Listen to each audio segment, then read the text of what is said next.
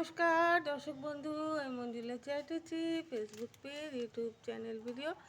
আজকে আমি নারকেল গাছ নিয়ে ভিডিও বানাচ্ছি। দেখুন, আগেকার দিনের লোকেরা ভাবতো কি একটা নারকেল গাছ লাগাই, তাহলে সেখান থেকে নারকেলের থেকে পিঠে মাটা খাওয়া যাবে, প্লাস ডাবটাও পাওয়া যাবে। এই রকম লম্বা লম্বা নারকেল গাছ ওনারা লাগাতেন, কিন্তু আমার মনে হয় কি যে তারা জানতো কি জানতো না জানি না, নারকেল গাছ সবসময় নোনা জায়গাতেই ভালো হয়, কিন্তু আমাদের এই অঞ্চলটা নোনা নয়।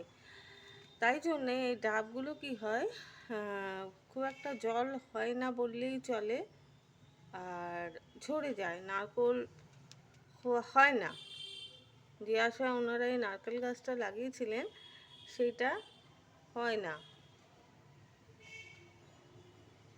ডাবগুলো দেখতে সুন্দর, কিন্তু কিছুদিন পর পরই ডাবগুলোকে ঝরে পড়ে আর নারকেলে পরিণত হয় না।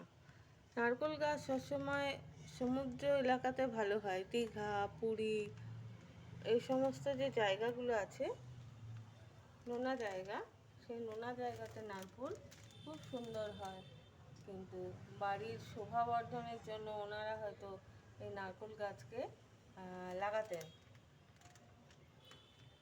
আর এই নারকেল যখন ঝড়ে হাওয়ায় দোলে, তখন তো আমাদের মানে একটা টেনশন হয়ে যায় যে কোথায় গিয়ে পড়বে তার ঠিক নেই।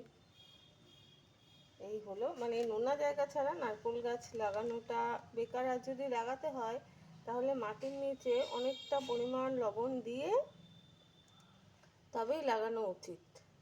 ধন্যবাদ।